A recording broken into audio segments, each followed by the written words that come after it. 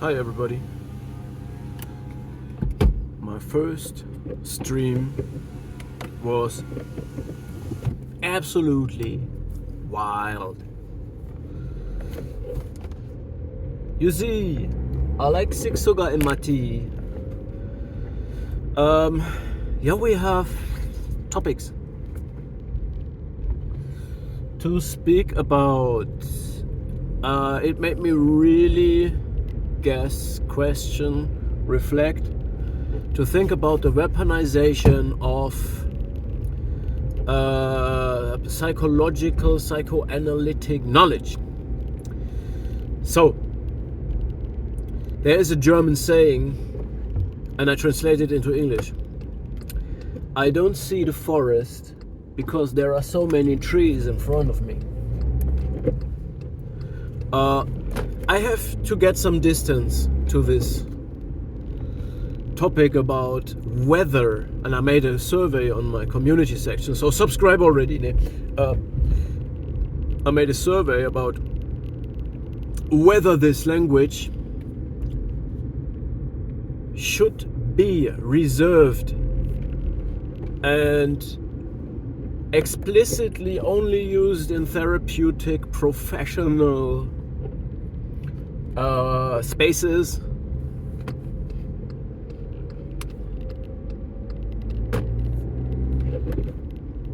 or whether it should be kind of free for all.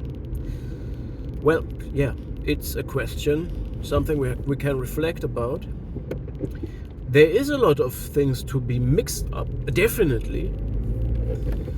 Anyway, yeah. One way out of this would be to translate most of it into spiritual language, which is definitely 100% possible. But this would then actually be like, we don't change anything at all, we just use different names with the same concepts.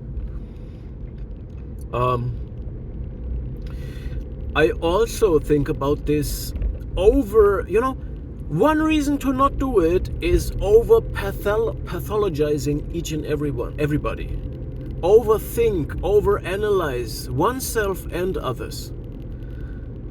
And I can start arguing right away. Like, if I learn what a psychopath is, I learn what it is worth to not be a psychopath. So when I know a psychopath has no object constancy and no introject constancy, and these are the terms we're talking about. Is it legal? Is it valid? Is it legit for me to use this concept? Or should I just S the F up about this and use other terms? What would that be in spiritual language?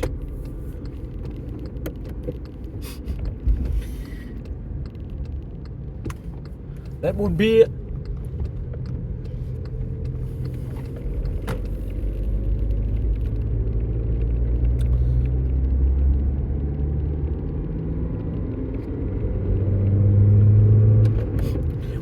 how do we call it? A Jezebel has no soul. And therefore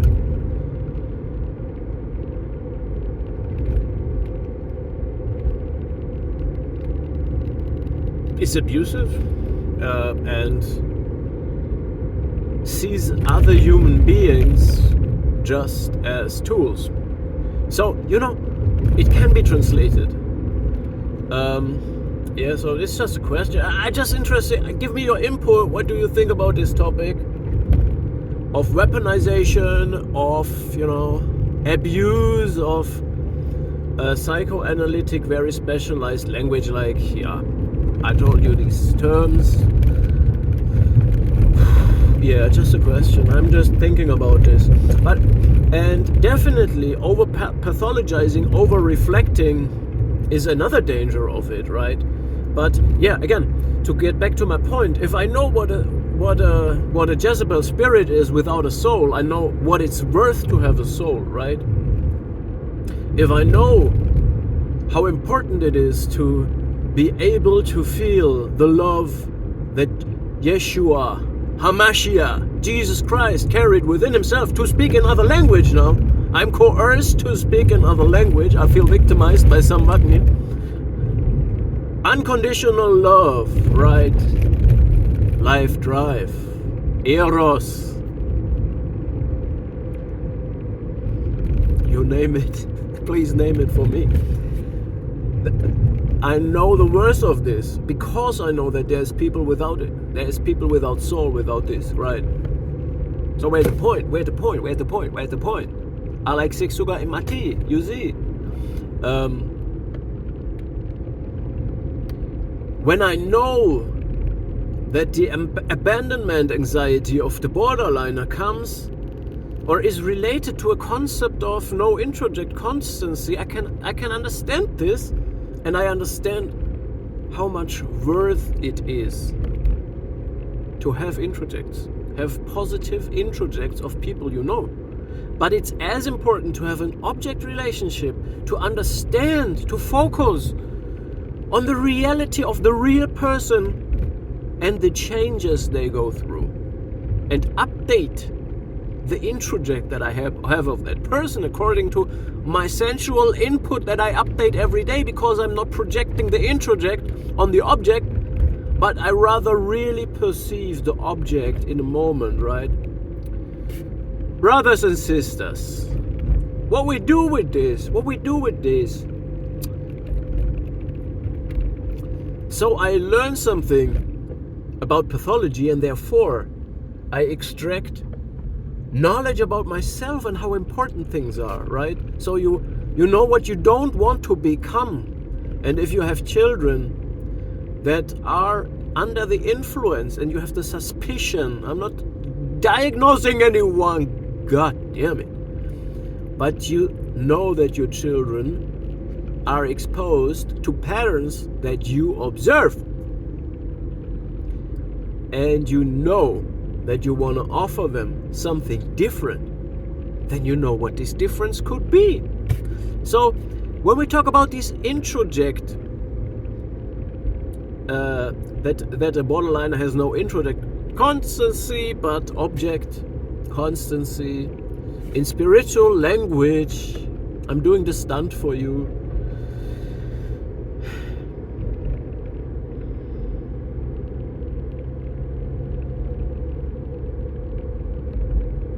They are absorbed by their own feelings. Oh no, I can't do it now. Sorry.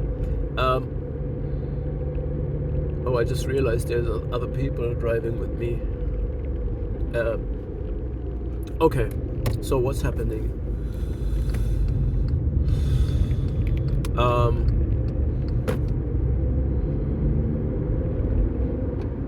Where are we going, really? So there is this Solomonic judgment where two mothers are fighting for a child. And King Solomon says, you know what? Each one of you takes one hand of the child and we cut it in two. And the real mother lets the child go. Why? Because the real mother is not a borderliner. The real mother has introject and object constancy, and therefore can let the child go, and therefore protects the object, the real life child. Please understand that, and the value of these concepts, to know that you're not crazy when you do something like that. You don't abandon your child when you let go when other people violate. You understand this. It's very valuable. So anyway, let me let go of this. I'm too tense right now. Yeah, it's all good. It's all good. We figure this out. We reflect about this. I'm open for your opinions about these topics.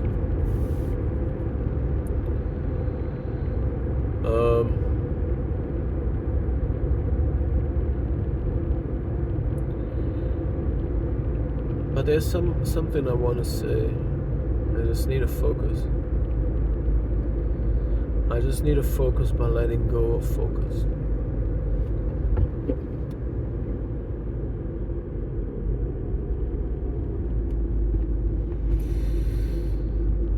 I think I have to let this guy overtake me. I'm patient, you know what I'm saying? Yes, brother, let's go. I'm a life drive, not a death drive. Easy. Welcome. Ease out. Okay, where are we going? I don't want to waste the time, I'm so sorry to be entitled.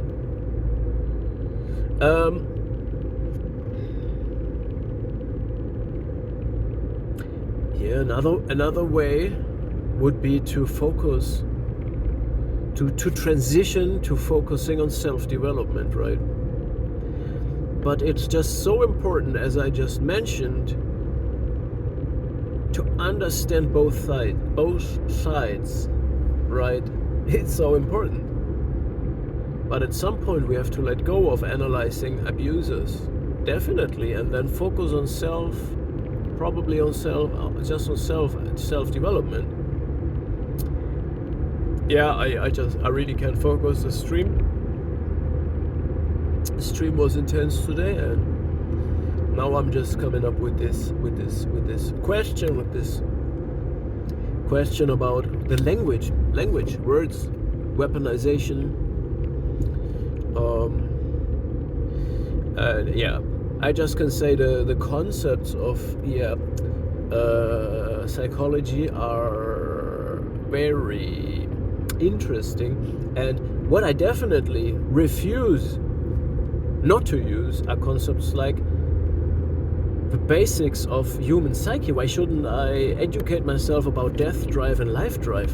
Why shouldn't I educate myself about pathology?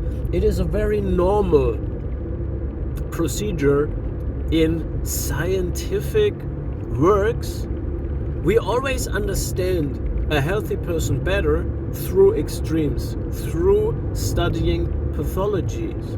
Only when we understand the extreme paranoid person, we learn something about the anxiety or fear that everybody has.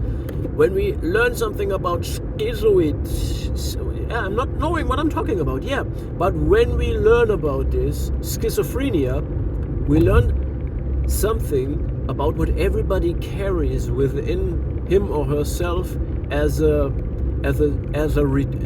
healthy form. Okay? In other words, all the pathologies and extremes are there there is a healthy representation of them, and by understanding the abomination, the extreme form, we learn something about the healthy side as well. So I'm very, very split and not decisive about what to use and what not to use. But I think I'm absolutely sure that it is good to reflect about this and be aware of the dangers, both for others, which means you weaponize this language against others, and therefore there is a lot of implications, abuse, but also getting a false sense of safety or trying to to do a form of self-therapy, and all of this carries dangers. Yes, it does, of course, but I mean, I don't want to sit down and do nothing and just watch South Park or Simpsons. I rather engage in scientific education, and psychology is a pseudoscience. It's a pseudoscience. It creates models. Why shouldn't I talk about this, right?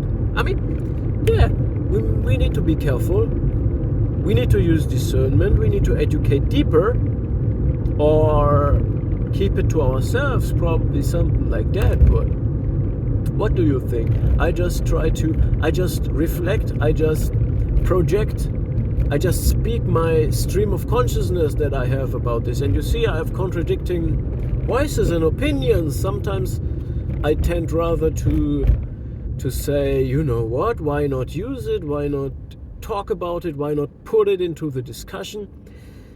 We always have to be careful to not get into echo chambers. So yes, I'm open for criticism. I'm open for new opinions. I have an inclusive mindset, right? Exactly, the danger would be to have an exclusive mindset and say, grandiose, to become grandiose and say, I am really an expert now and I diagnose people. Hell no, I don't. I don't want to explain myself.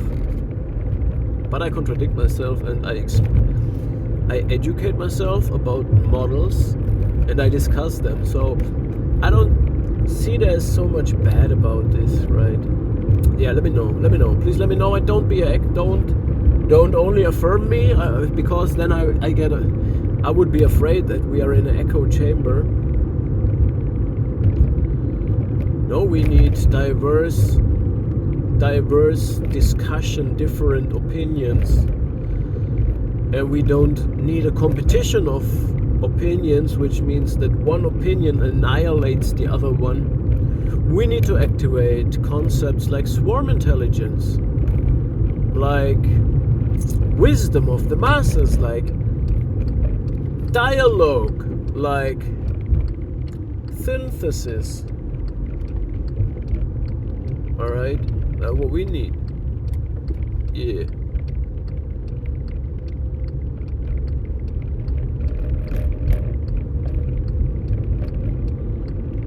Alright. So, yeah, again, concepts I have is using spiritual language in the future. I gave you a small taste already when we entered this video at the beginning. We could just be more aware of this and we kind of say we keep on talking in the same language, but we deepen our knowledge about this, and therefore we become slowly but surely something like a real expert, maybe. I don't know. So this would be one solution is to say, all right, then I go real deep, and then I can talk about it. Why not?